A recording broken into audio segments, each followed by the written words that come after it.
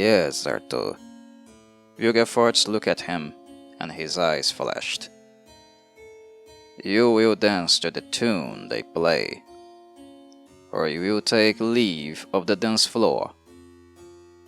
Because the orchestra's podium is too high for you to climb up there and tell the musicians to play some other tune. Realize that at last. If you think another solution is possible, you are making a mistake. You mistake the stars reflected in the surface of the lake at night for the heavens. Vilgefortz, Blood of Elves. Nature doesn't know the concept of philosophy, Geralt of Rivia. The pathetic, ridiculous attempts which people undertake to try to understand nature are typically termed philosophy. The results of such attempts are also considered philosophy. It's a tough acabage try to investigate the causes and effects of its existence, called the result of these reflections an eternal and mysterious conflict between head and root, and considered rain an unfathomable causative power. We sorcerers don't waste time puzzling out what nature is. We know what it is, for we are nature ourselves. Do you understand? Vilgefortz, Time of Contempt. Hello my dears, I am the Raven who speaks to you. This time I will talk about Vilgefortz of Roggevem, the main antagonist of the Witcher universe. That said, it is difficult to credit anyone with the title of main antagonist in a word that is itself a factory of villainy. It is the case of the word created by Andrzej Sapkowski. Villainy is the rule rather than the exception.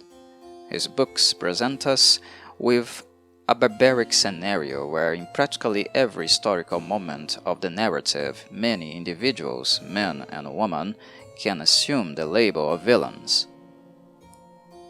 The fact is that the world of The Witcher is full of schemes, corruption, sabotage, exploitation and manipulation in the most diverse social classes, something that can be seen in all those who live in it and play the daily game, whether for the sake of survival or to accumulate power. We can't divide the characters between angels and demons. Altruism and villainy are traits and possibilities that can be found in the same character, according to the circumstances and demands the dark and cruel world of The Witcher places on them. Villainy is everywhere. It is present in the chapter of sorcerers in the monarchy or proletariat, among bandits, robbers, and rapists, among law enforcement officers who are supposedly paid to keep order, and in addition, the villainous character of their identities is exacerbated by the historical moment where the books are narrated, which is during the War of Nilfgaard and the Northern Kingdoms. War tends to push what is already barbaric to unimaginable extreme levels, and we definitely see that play out in The Witcher. But why, then, do I credit Vilgefortz with the title of the most notorious villain in Sapkowski's works, if he is part of a context full of villains who can be plucked in bulk? Why not choose Rience, who was marked by the clashes and problems he caused mainly to Geralt? Why not Emir var Enreis, a tyrannical monarch capable of the hardest and most callous acts to maintain and extend his influence? Why not Leo Bonnyard, the cruel mercenary responsible for Cyrilla's most desperate and terror-filled moments, abused, beaten, tortured by him with explicit sadism? Well, I choose Vilgefortz because, unlike the others, who are clearly part of the problem, continuous actors in keeping the gears of this barbaric world working, Vilgefortz, in my analysis, is the one who architects his own machine and manipulates all the other villains. At the same time, he maintains a fake public image, sustained for decades, of someone who actually fights what he himself secretly cultivates. Vilgefortz is not the one who just has the concept of villainy stuck in his skin, exercising it. He goes further. He is the one who develops and maximizes it, using all human and material resources at his disposal, something he deeply appreciates. In The Witcher, there are villains who express villainy by a lot of power accumulated through the exploitation of people. There are villains who become villains because they exist in a contest that conditions them to act badly, otherwise their lives would not last long. There are villains who become professionals at villainy because it is profitable. There are villains who are sadistic because that is who they are, and find in explicit violence a way to exercise their aggressive impulses, redirecting their resentment, hatred, and prejudice towards a target or several. In Vilgefortz, we can pinpoint each of these elements, but what really draws attention is that in him we do not find the mark of passionality. Although he loves to incinerate humans and opponents, Vilgefortz is not a flame. He is an ice cube. He is the author of a scenario where the pieces, the characters he controls, are carefully placed to break up with each other, where the suffering caused to them and that they cause to others serves as fuel for him to reach his main goal. He wishes to seize and dominate the Her Ishaer, the Elder Blood. Vilgefortz is like an invisible, silent parasite. And he is in no hurry, which makes him even more dangerous. His plan and vision is perfectly meticulous and patient. He was able to wait calmly for decades until some previously planned actions started to be put into practice. Vilgefortz is the one who has always skillfully managed to maintain an appearance and dissimulate, with more talent, coldness, and mastery than his peers. In the chapter of Sorceress, he is the master of these skills. He was the character who, through dissimulation and alienation, did not deceive a sorcerer of great level, but the entire chapter of Sorceress. The person who caused the collapse of the millenary institution of magic and all its organization, something previously unimaginable. All this done with a spine-chilling calm and tranquility. The evil motivations were hidden in the face of a tall, handsome, calm, middle-aged sorcerer with a remarkable and meek voice. A man of extreme politeness, education, and vast knowledge in many areas, the perfect gentleman, one of the most talent in arcane dealings, but who hides a true demon under his mask, capable of the most absurd cruelties. Vilgefortz is not just a perpetuator of doom and misfortune in the lives of the main characters. He is an artist and a conceptual mastermind of chaos. He is, first and foremost, a psychopath. But not the type that common sense judges as crazy, out of control, misfit. Vilgefortz is the psychopath who hides behind a successful surgeon, of the young lawyer who never lost a case, of the innovative scientist. He is the one who uses an ideal image, who, in everyone's eyes, is an exemplary figure, but who plots, acts, and the fruits of his actions when he finally put into practice are catastrophic, unpredictable, and allow little or almost no defense. Vilgefortz feels immense pleasure in this. He toasts the laurel of his nefarious actions with a terrible calm, a glass of wine in his hand, and an angelic smile on his lips. At least, it was like that until he received his deformation, which is something that developed a deep hatred and resentment in him due to the size of his ego and pride, something also typical and observable in psychopaths. But in the end, this deformed image of a burned face and artificial eye is truer to the abomination that he is, a calculating little monster. Vilgefortz has something in his nature that is capable of arousing the fear of ordinary people, capable of leading to the questioning of their concepts and values. Question the exaggerated adjectives given to popular representatives, public figures. After all, he is one, if not the main, hero of the ever-remembered Battle of Sodden Hill, a hero of the realms. And that makes us wonder, to what extent are heroes and leaders in fact due to their real nature?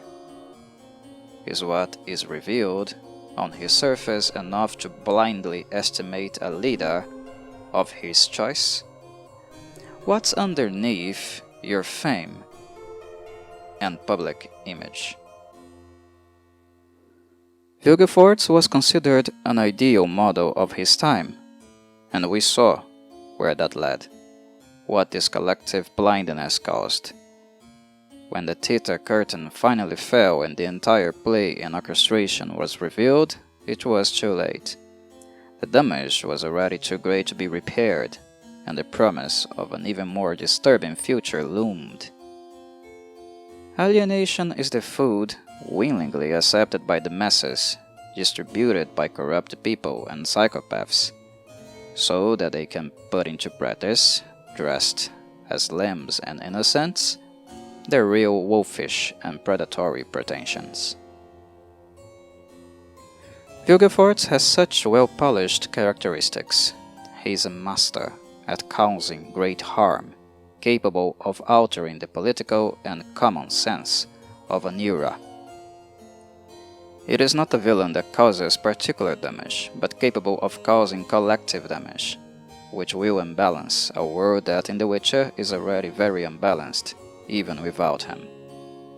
The consequences of Vilgefortz's machinations are of a scope that, due to his narcissism and self-centered desire, is capable of putting at risk not the lives of some, but the future of other generations. Condemning to death those who have not yet been born, subordinating them to a type of life in which they will never have any voice or active participation in building the trends that govern the functioning of their world.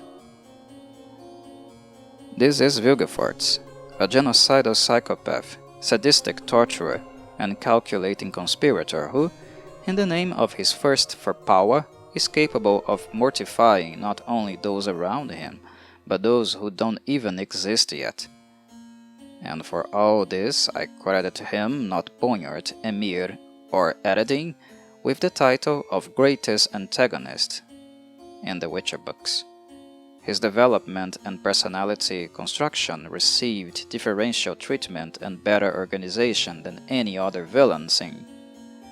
Andrzej Sapkowski had a lot of patience with Vilgefortz, polishing the character and his motivations very calmly. Covir's young orphan, who was apparently abandoned by parents with some connection to magic, exhibit a huge talent for arcane arts. However, the boy also demonstrated a growth and maturation in the ability to be devilish. His upbringing in the druid circle of Covir highly accentuated innate talent, the years of young and immature experience in murders, rapes, thefts. These were the first experience of a villain who would be something much worse, but not in a rude or trivial way. It is an evil of diabolical refinement, where few threats and forces would really be able to challenge it. Leaving the druid circle early to become a mercenary is part of Vilgefortz's constitutive process to learn what it really takes to satiate the sadistic instincts he craves. Indulging in a mercenary life before joining and being part of the chapter of sorcerers, Vilgefortz learned the ins and outs of a life of crime. He pondered the flaws and shortcomings of this way of life, and thanks to his above-average intellect and talent for magic, shaped his own philosophy and modus operandi. Vilgefortz, like all psychopaths, does not act without purpose. He doesn't give a point without a knot. His fixation with the challenge is something that characterizes him.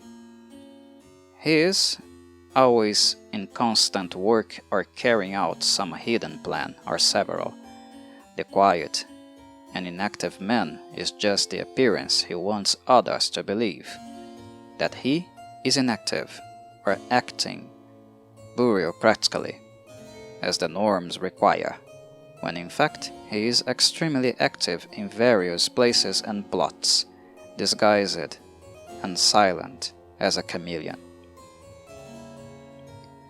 And as if all that wasn't enough, all that mental capacity that Vilgefortz has, the bastard is also talent in warfare. Of the Sapkowskian villains, it was he, and no one else, who was able to practically cripple Geralt of Rivia, considered perhaps one of the most skilled swordmen in the history of the continent, and that without the use of magic. Vilgefortz humiliated Geralt in combat, using only a staff and with extreme skill. For the reader, Vilgefortz represents a shock, a moment where unidealized vision of Geralt of Rivia is shattered.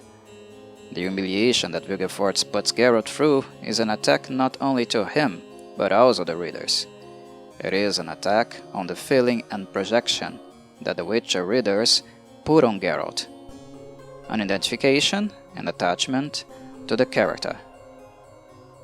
And this act reveals what a real great villain really is, someone capable of representing a real danger of loss, of losing everything that we really cherish and value. The one who brings us closer to the memory of our finitude, that death is something that is always close, something that we tend to avoid reflecting on or putting into perspective.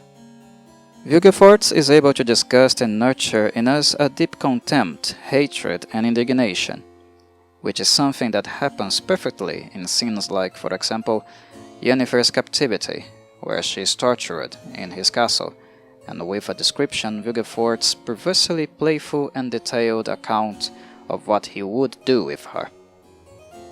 From using the memory of past cases, which he uses to intimidate her, to creating mental images of the countless people he treated like lab rats in his experiments, who inflicted extreme acute pain, who were nothing more than an object of use and disposal.